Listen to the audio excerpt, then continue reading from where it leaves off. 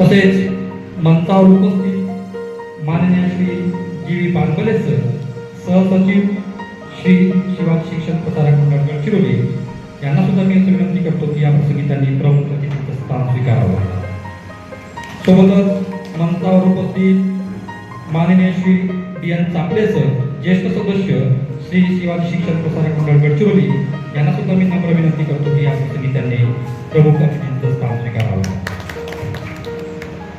मंचावर उपस्थित माननीय श्री शरद पाटील ब्राह्मणवाडी साहेब, सदस्य श्री शिवाजी शिक्षण प्रसारक मंडळ गडचिरोली यांना सुद्धा मी विनंती करतो की या प्रसंगी त्यांनी प्रमुख अतिथींचं स्थान स्वीकारावं.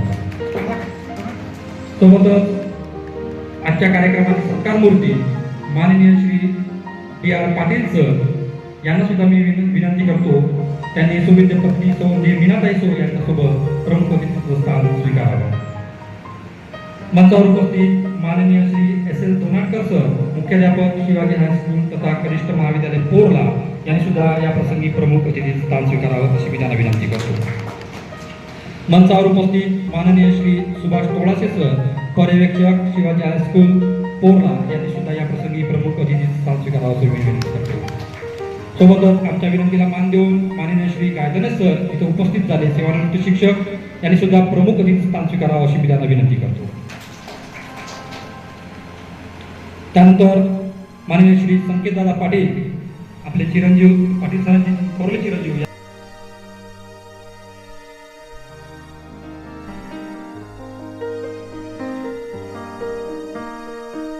महाराज,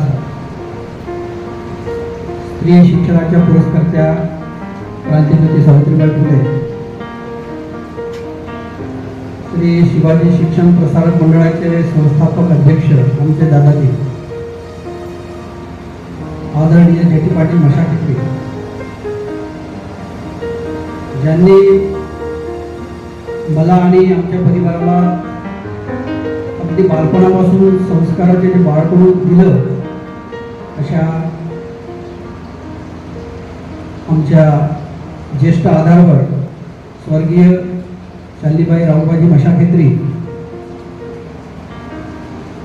माझे वडील स्वर्गीय बाबुराव पाटील मशाखेत्री,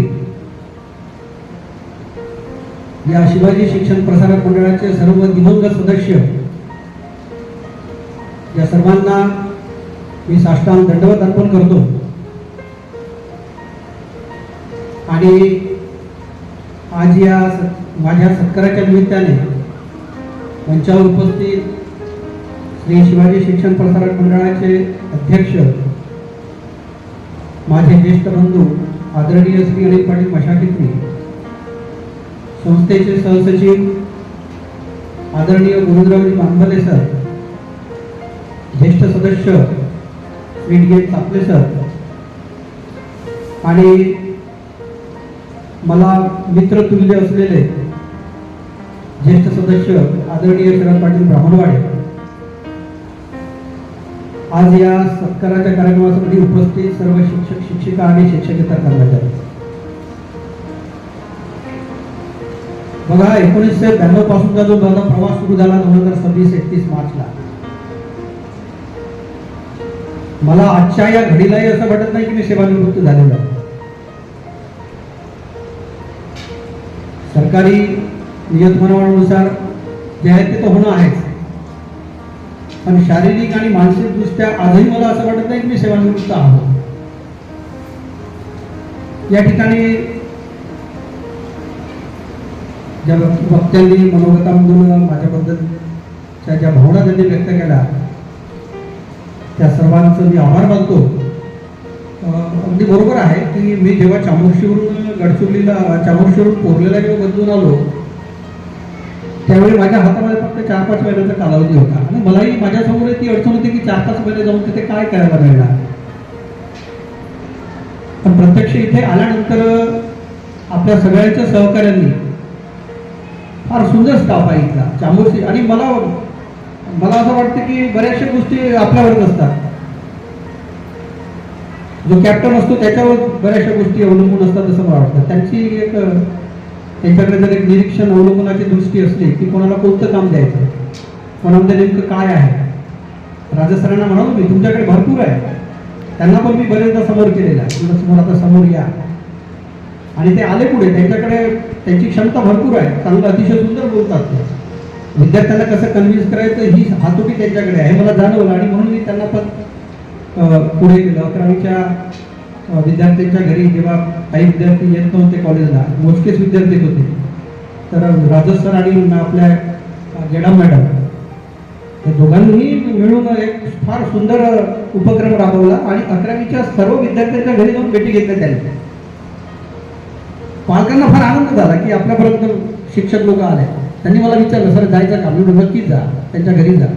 आणि त्याचा परिणाम असा झाला की विद्यार्थी यायला वाढले. मोजके 4-5 येत होते, पण बाकी विद्यार्थी वाढले. मला इथे एक फायदा पुन्हा या गोष्टीचा झाला, म्हणजे मी आल्याबरोबर 4 महिन्यासाठी काही चमत्कार वगैरे झाला नाही.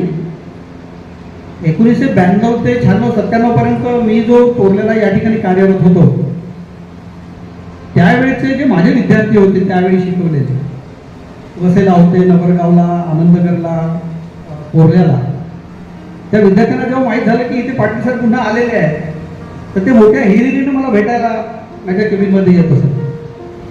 मला आणि माझा उत्साह वाटला की नाही, आता आपल्याला 4 महिन्यामध्ये पुन्हा काहीतरी चांगलं करता येईल.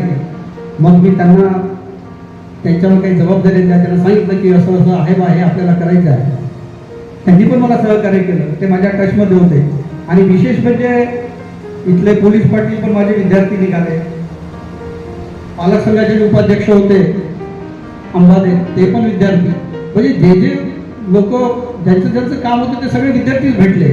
आणि त्यांना पण अतिशय आनंद झाला की नाही सर, या ठिकाणी तुम्ही आलात, पण आता तुम्ही 5 महिन्यासाठी आला, तुम्हाला जास्त वेळ मिळायला पाहिजे होता. म्हटलं काही हरकत नाही, जे आहे ते त्याच्यामध्ये आपण समाधान म्हणून चालू. तर त्याचा पण फायदा मला या ठिकाणी झाला, पालक संपर्कासाठी झाला. मी नुसतं फोनवरून जरी त्यांना सांगत होतो की बा हे असं असं करायचं आहे, तर ते तात्काळ कामाला लागत होते. असो, या ठिकाणी पुन्हा एक गोष्ट महत्वाची, कौतुक करावं त्या विद्यार्थ्यांचं. इथे जे छोटे छोटे कार्यक्रम पोरांनी घेतले विद्यार्थ्यांनी, मी आमच्या सौभाग्यवतीला सांगितलं की वर्ग 5वीच्या विद्यार्थ्यांनी तो एक माझा वाढदिवसाचा कार्यक्रम इतका सुंदर घेतलेला होता. एका छोट्याशा पाकिटमध्ये गुलाबाच्या पाकळ्यावर टाकून त्यांनी चेन आणि रिंग, अंगठी वगैरे मी दाखवलं त्यांना, थोडासा सगळं माहिती. म्हणजे बघा, वेळ फार कमी होता माझ्याकडे, पण कमी वेळामध्ये या विद्यार्थ्यांनी, शिक्षकांनी जे सगळं काही मला दिलं ना, मी अक्षरशः भारावून गेलो त्यावेळी. मला याची कल्पना नव्हती की एवढं काय मिळेल, पण भरपूर मिळालं. सरळ मुलं, सरळ सांगितलं विद्यार्थ्यांना, कोणतीही अडचण असली तर माझ्या केबिनमध्ये सरळ यायचं. तर विद्यार्थी 5वीचे लहान लहान मुलं मुली, काही अडचण असली की सीधा माझ्या केबिनमध्ये घुसत असत आणि मला सांगत असत की सर असं आहे तसं आहे.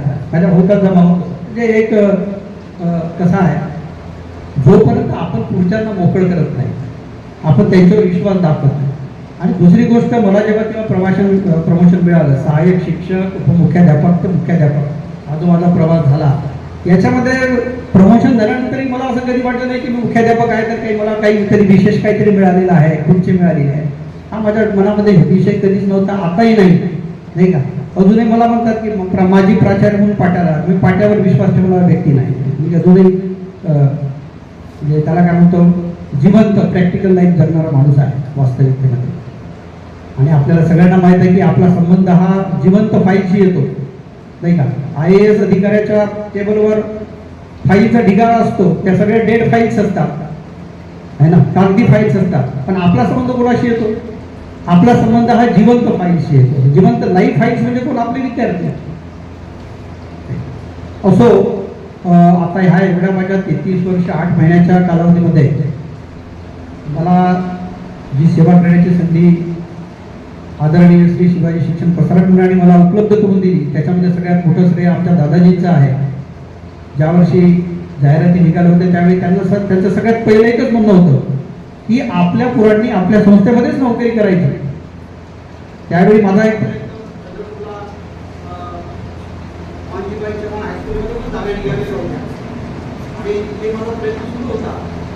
मी भेटायला गेलो आणि त्याचवेळी जाहिरात निघाली होती आणि माझ्यासमोर त्यांनी पेपर म्हणजे आपल्या संस्थेत जाहिरात निघालेली आहे, तुला इथंच करायचं. कारण माझं शिक्षण बाहेर झालेलं होतं आणि त्याच्यामुळे माझी अशी इच्छा होती की कुठेतरी बाहेर जॉब करावा त्यावेळी. पण समधर्मस्वरूपाने म्हणा किंवा त्यांच्या शब्दाला मान देऊन पुन्हा या ठिकाणी सेवा केली. आता अर्थात माझ्या या सगळ्या 33 वर्षाच्या प्रवासामध्ये माझे जे सहचारिणी आहेत त्यांचा पण मला फार मोलाचा वाटा मिळाला. त्या पण BEd आहेत त्यावेळी होत्या, पहिले झालेल्या होत्या BEd होत्या. आणि माझा हा एक त्यावेळेचा प्रयत्न होता की कुठेतरी त्यांनी नोकरी करावी बा, पण मात्र त्यांनी त्या गोष्टीला प्राधान्य न देता आणि 94-95 म्हणजे त्यावेळी इझिली उपलब्ध झालं असतील जॉब, पण त्यांनी सगळ्यात पहिलं प्राधान्य आपल्या कुटुंबाला दिलं. मुलांवर संस्कार काय करता येईल, त्यांना कसं याच्यासाठी वेळ दिला, फार चांगली गोष्ट झाली. आणि म्हणूनच बघा सगळ्यात महत्त्वाची गोष्ट, जसं समजा आपण कापूरमध्ये सगळे शिक्षक बसले आहेत आणि एखादे पालक बाहेरून आले, सगळे लोक पूर्ण खुर्च्यावर सगळे शिक्षक बसलेले आहेत. एखादे पालक आले, ते तुमच्याकडे काहीतरी समस्या विचारत आहे, काहीतरी विचारासाठी आहे. सगळ्यात पहिलं आपलं काम कोणतं आहे? सगळ्यात पहिलं आपलं काम आहे कोणीतरी एका शिक्षकाने उभं राहून त्या पालकांना बसा. बघा काय बदल होतो तुम्ही बघा. आपण एखाद्या शिक्षकाने उठून जर त्या पालकांना म्हटलं की तुम्ही बसा आणि बसून सांगा, ते पालक गावामध्ये जाऊन सांगतील की नाही या शाळेमध्ये एक चांगली गोष्ट. तुम्ही आपण काय शिकवतो, कसं शिकवतो याच्यापेक्षा आता महत्वाचं आहे की पालक हेच आपलं दैवत आहे. मला आठवत नाही माझ्या केबिनमध्ये चामोर्शी असो, गडचिरोली असो, कोरोना असो, केबिनमध्ये आल्याबरोबर कोणीही पालक असेल त्यांना पहिले बसा म्हणणं आपलं काम. खुर्च्या कशासाठी ठेवलेल्या आहेत, त्यांना बसा म्हणा, पाणी पाजायचं, त्यांना विचारपूस करा. ते अर्धा तास झाले उभे आहेत, बोलत आहेत, खुर्च्या खाली आहे, पण तुम्हाला साधी आपली एवढी माणुसकी नाही आहे की आपण त्यांना बसा म्हणू शकतो. मागे मुख्याध्यापकांची एक सभा होती आणि भुसे साहेब बसलेले होते स्टेजवर, मी समोरच बसलो होतो आणि गुणवत्तापूर्ण आराखडा तयार करायचा होता की गुणवत्ता कशी वाढवता येईल विद्यार्थ्यांना, याचा कार्यक्रम याच्यासाठी सभा होती ती. आणि मी बसलो होतो, सगळ्यांचं बोलून झाल्यावर मला म्हणाले पाटील सर तुम्ही बोला. त्यावेळी मला 7-8 महिने आलेले होते, पेटी मुकाटेकर होते त्यावेळी. आणि मी स्टेजवर गेल्याबरोबर सगळ्यात पहिलं म्हटलं की साहेब गुणवत्तापूर्ण विद्यार्थी घडवणे म्हणजे नेमकं काय हेच नाही समजलं म्हटलं मला. ते हसायला लागले, त्यांच्या लक्षात आलं की यांना काय म्हणायचं. म्हणजे नुसती गुणवत्ताच वाढवायची आहे का? मग ती गुणवत्ता कोणती? नुसती आकडेवारी 100 पैकी 99, 100 पैकी 98. आपण नुसतं गुणवत्ता वाढवत आहोत, पण त्यांचा सांस्कृतिक आणि शैक्षणिक म्हणा किंवा मूल्यात्मक विकास काय होऊन राहिला आहे, मूल्यांची रुजवणूक कुठे होत आहे? आपण फक्त मार्गाच्या मागे धावत आहोत. आपण नेहमी रोज बघत आहोत उदाहरण, ते RCC मोठे गावकरचं आता सुरूच आहे नाही का, कोट्यावधीचा बिझनेस काय झालं. ते नीट सारख्या परीक्षेमध्ये जर पेपर सेटर जर पेपर फोडतो आहे तर मग मूल्य कुठे आले आहे? म्हणून माझं आजच्या या निमित्ताने उपदेश करून नाही, पण स्वतःचं माझं मत असं मांडतो आहे की मूल्यांची जपणूक जर आपण केली तर तिथे सगळं काही चांगलं होतं. समाधान राहून सगळं पैशाने काही नुसतं समाधान विकत घेता येत नाही, प्रत्येकच गोष्टी नाही विकत मिळतात. आणि याच्यासाठी आपल्याला जो विद्यार्थी आपण घडवतो आहे त्या विद्यार्थ्यासमोर आपल्याला पहिले असं एक उदाहरण स्वतः निर्माण करावं लागेल की विद्यार्थ्यांना वाटलं पाहिजे की नाही त्यांचा विश्वास आपल्यावर बसला पाहिजे. अशा प्रकारचा प्रयत्न सगळ्यांनी करावा. आपल्या मनोगतामधून आपण सांगितलं की माझ्या प्रयत्नामुळे नक्कीच झालं असेल, पण तुमचे सगळ्यांचे प्रयत्न महत्त्वाचे आहेत. प्रवेशासाठी जे तुम्ही म्हणालात तुमचे सगळ्यांचे प्रयत्न फार, आणि मी चांगली पाहतो आहे तुम्ही रात्रभर तुम्ही फिरून राहिलेले आहात. तेव्हा कडाक्याच्या उन्हामध्ये टेम्परेचरमध्ये तुम्ही सगळे जे फिरत खरंच नक्कीच वाखाणण्याजोगं आहे. आणि अशीच तत्परता तुम्ही जर कायम ठेवली तर पुन्हा याच्यामध्ये फार चांगलं होईल. आता थोडंसं विषय बदलवतो. तोडासे सरांबद्दल तोडासे सरांनी सांगितलं की त्यांचा सहवास मला फार लागला, फार मोठ्या प्रमाणात. गडचिरोलीला तेव्हा जे आले, योगायोग असं झालं की माझी बदली गडचिरोलीला झाली. मला माहितच नव्हतं तोडासे सर कोण आहेत माझ्या अभिनेते पुण्याला त्यावेळी. मग जेव्हा तोडासे सर परत आले पुन्हा गडचिरोलीला, तेव्हा मग त्यांचा माझा परिचय झाला आणि अतिशय सहकारी वृत्ती आणि कोणतंही काम करत असताना अतिशय साधेपणाने शांतपणाने साहेबाच्या खुर्चीवर बसलं म्हणजे नुसते आदेश देऊन चालत नाही ना. हे असं करा ते तसं करा नाही चालत तसं. सौम्यपणानेच घ्यावं लागतं. हे त्यांच्याकडून शिकण्यासारखं आहे. सहल विभागामध्ये ते माझ्यासोबत होते. सहल विभागामध्ये काम करत असताना पालक पहिले पाहत असत, विचारत असत पाल्यांना सहलीमध्ये कोण शिक्षक आहे. तोडाशे सर, पाटील सर, आरजी मशाकेत्री हे 3 नावं दिसले की आमची सहल एका हप्त्यामध्ये पूर्ण पॅक होऊन जाते. काय कारण असेल याचं? पालकांचा विश्वास होता आमच्यावर. मोठ्या विश्वासाने विद्यार्थी आमच्यासोबत पाठवत असत. त्याच्यानंतर विभाग बदलले आणि मग काय काय झालं हेही आम्हाला आहे त्या ठिकाणी ते बोलू इच्छित नाही. पण सांगण्याचा अर्थ काय, पालकांचा विश्वास का होता, काय एवढ्या लवकर सगळे पालकांना आवडत असेल की नाही हे शिक्षक लोक आहेत का, तर आम्ही पाठवतो. सांगण्याचा अर्थ असा की हा विश्वास निर्माण करण्यासाठी आपल्याला पहिले तसं वागावं लागतं आहे ना, आपल्याला तसं प्रेझेंट करावं लागतं. मी एक वाक्य बोलू इच्छितो की आदर हा आपल्याला मागून मिळत नसतो. मी खुर्चीवर बसलेलो, मी मुख्याध्यापक आहे, मला आदर द्या असा मिळत नाही. तर आदर हा मिळवावा लागतो आपल्याला आहे ना. रिस्पेक्ट हा आपल्याला मागून मिळत नाही.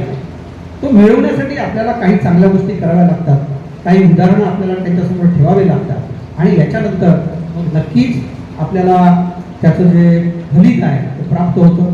या ठिकाणी लोणारकर सरांनी थोडा खेद व्यक्त केला, पण मी सरांना म्हणालो होतो जेव्हा त्यांचा फोन आला की आता फार कडक आहे आणि शिक्षकांच्या सुट्ट्या सुरू आहेत उन्हाळ्याच्या. म्हटलं शिक्षकांच्या सुट्ट्यामध्ये हा कार्यक्रम ठेवा. कुठे कुठे कोणी आता राजस सर बाहेर असतील गावाकडे, त्यांना परत यावं लागले इतक्या लांबून नाही का, पण उपस्थित झाले, धन्यवाद सर आपलं. पण कसं आहे एक सुट्ट्यामध्ये आपला एक कार्यक्रम ठरलेला असतो नाही का, कुटुंबासोबत तुम्ही कुठे बाहेर जाता. म्हणून मी सरांना म्हणालो होतं की सत्र संपू द्या, थोडा पाऊस वगैरे पडू द्या, मग आरामात कार्यक्रम घ्या असं मी बोललो होतो त्यांना. पण त्यांनी म्हटलं नाही आता आमचं सगळं तयारी झालेली आहे, काही हरकत नाही, कार्यक्रम पार पडला, पण तसं काही मनामध्ये ठेवू नका त्याच्यात काही. आणि माझ्याजवळ अंडरस्टँडिंग तेवढं नक्कीच आहे. मी असं लहान लहान गोष्टीसाठी काही नाराज होणारा माणूस नक्कीच नाही. मॅडमने सांगितलं सहनशीलता नक्कीच माझ्यामध्ये भरपूर आहे, भरपूर सहनशीलता. आणि सहनशील असलंच पाहिजे नाही का. प्रत्येक गोष्टीचं जर आपण हे करतो आणि सांगितलं त्यांनी की टीमवर्क फार चांगलं टीमवर्क आहे. कमी जास्त मतभेद असतात, कुटुंबामध्ये असतात, फॅमिलीमध्ये असतात, ते असो, पण जेव्हा एखाद्या चांगल्या कामासाठी आपल्याला एकत्रित यायचं आहे तर आपले मतभेद बाजूला ठेवून आपण एकत्रित आलं पाहिजे. असाच तुम्ही तुमच्यामधला हा जो एकोपा आहे कायम ठेवावा. फार चांगला स्टाफ इथे मला मिळाला, सगळ्यांनी अतिशय चांगलं सहकार्य केलं, विद्यार्थ्यांनी पण सहकार्य केलं. ज्या ज्या पालकांच्या काही तक्रारी होत्या ते माझे विद्यार्थीच निघाले, ते त्यांनाही समजून सांगितलं. काही अडीअडचणी आल्या, काही लोक मोठ्या जोरजोराने आले इथे, पण मी खुर्चीवर दिसल्याबरोबर त्यांना दिसलं रे पाटील सर कधी आले, ते शांत होत होतं. त्यांना शांत समजून सांगत असेल की असं असं नाही, शिक्षकांचं चुकलं असेल तर तुमचंही काय चुकलेलं आहे. विद्यार्थ्यांनी बोलताना सुद्धा भान ठेवायला पाहिजे. नक्कीच मला हे मान्य आहे की शिक्षकांच्या आपल्या भाषेवर सुद्धा आपण कंट्रोल ठेवायलाच पाहिजे. आपल्याकडून सुद्धा अशा प्रकारचा अपशब्द निघू नये याची पण आपण काळजी घेतली पाहिजे. त्या सगळ्या गोष्टी आपण जर त्याच्यावर जर प्राप्त केल्या तर नक्कीच येणाऱ्या भविष्यामध्ये या शाळेचं भविष्य अधिक उज्ज्वल होऊ शकते. मी म्हणालो होते की विविध उपक्रम सुरू करा. विविध उपक्रमाच्या माध्यमातून पालकांपर्यंत पोहोचणे, पालकांच्या भेटीगाठी घेणे अतिशय आवश्यक. जे एखादा विद्यार्थी एखादा हप्ता नाही आला तर त्याच्या घरापर्यंत जायला काही अडचण नाही ना. घरी पोहोचा. तुम्ही घरी गेले की आपोआप माहीत होईल की काय अडचण. एका विद्यार्थ्याच्या घरी जा, दुसरा कुणीतरी बाजूला असतो त्याच्याशी संपर्क. आणि मला माहीत आहे आदरणीय शरद पाटील भगवानवाडे साहेबांनी नेहमीच पालक संपर्क, ते आले की पहिले तुम्हाला एक माहीत असेल नाही, आले की ते पहिले पाहिजे त्यांना माहीत होतं आजूबाजूला गावाला सगळे त्यांच्या ओळखीचे लोक आहेत नाही का, माहिती मिळते ना कुठून तरी आहे की नाही. सगळे परिचयाचे लोक आहेत, कोण कुठे गेला काय झालं. नक्कीच ते तुमच्यासाठीच आहे. ते बोलत असतील ते तुमच्या फायद्यासाठी आहे, संस्थेच्या फायद्यासाठी आहे, शाळेच्या फायद्यासाठी आहे नाही. विद्यार्थी पालक आहेत म्हणून आपण आहोत ही जाणीव मनात ठेवा. नक्कीच त्याच्यातून चांगलं फलित आपल्याला मिळेल. परत एकदा आपण सगळ्यांनी मिळून हा जो सत्काराचा कार्यक्रम आयोजित केला सगळ्यांना आपल्याला मी धन्यवाद देतो. आणि आपल्या सगळ्यांनी मला ज्या शुभेच्छा दिलेल्या आहेत मी माझ्या पद्धतीनं नक्कीच माझा उरलेला वेळ ज्या ज्या पद्धतीने मला घालवता येईल, काही छंद आहेत मला, त्या छंदामध्ये मला बाकीचे आता शेतीचे काही कामं सुरू झालेले आहेत, त्याच्यामध्ये सध्या मी आता खेड्यावर आपल्या गावी आहे. गावी फार चांगलं वातावरण आहे. नक्कीच तुम्हाला कधी वेळ मिळाला तर तुम्ही या व्याहाळला. वेंगुर्ला नदीच्या पलीकडचं पहिलं गाव आतलं माझं उराड म्हणून आहे, तिथे चांगल्या लोकेशनवर आहे गाव आमचं. एकविरा मातेचं मंदिर आहे, जरूर या. आणि परत जेव्हा केव्हा या ठिकाणी आदरणीय संचालक मंडळांना अशी माझी विनंती आहे की जेव्हा केव्हा त्यांना माझी गरज पडेल किंवा माझ्या काही सहकार्याची गरज पडेल, मी सदैव त्यांच्यासाठी उपलब्ध आहे. परत एकदा सगळ्यांना आजच्या या सत्कार समारंभाच्या शुभेच्छा. त्यांनी माझा जो सत्कार केला त्यांचा सगळ्यांचा आभार मानतो आणि या ठिकाणी माझं थोडं लांबलेलं मनोगत आटोपतो. धन्यवाद.